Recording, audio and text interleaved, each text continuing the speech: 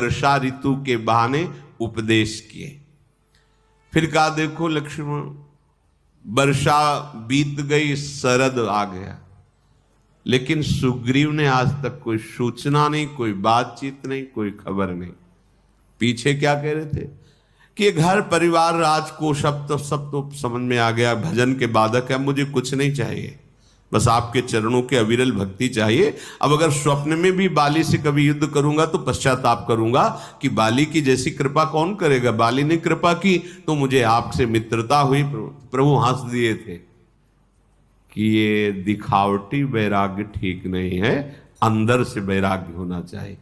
महाराज वर्षा ऋतु पूरी बीत गई, एक बार भी दंडवत करने सुग्रीव नहीं आए, वहीं पास में ही प्रभु रह रहे। ये भगवान की विचित्र माया है। अगर सीता की खबर मिल जाए तो काल को भी परास्त करके मैं सीता को समीप लाऊं। लक्ष्मण, सुग्रीव ने मेरी सुधि भूल ली। भगवान कह रहे सुग्रीवो सुधि मोरी बिसारी, पावा राजकोषपुर नारी। अब सब सुख सांसारिक मिल गए तो भूल गए राम जी को।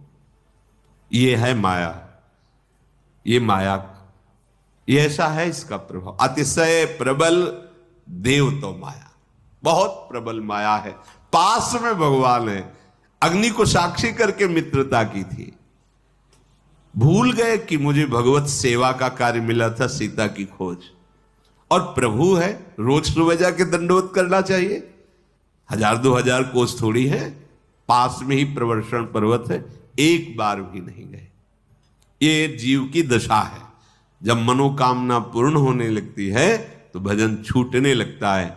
इसीलिए भरथरी जी ने, जब भगवान शंकर प्रकट हुए, राजा थे भरथरी, चक्रवर्ती सम्राट, वही जब वैराग्य से भजन किए भगवान शंकर प्रकट हुए तो उन्होंने मांगा था कि प्रभु कभी मुझे सम्मान से भिक्षा भी ना मिले।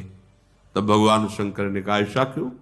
बोले प्रभु, सम्मान वो विषय जिसमें आपको भूल जाता है जीव, इसलिए मुझे कभी सम्मान न मिले।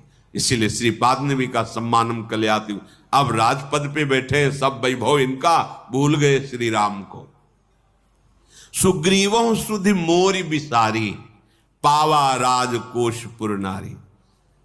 भगवान ने कहा जाकर के कह दो कि वो बाण रखा हुआ है तूणीर में, जिससे बाली को मारा था, वो बाण रखा हुआ है।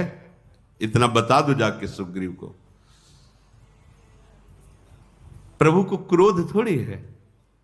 अपने जनों को जो प्रतिकूलता देते हैं तो अपने प्रेम में मगन करने के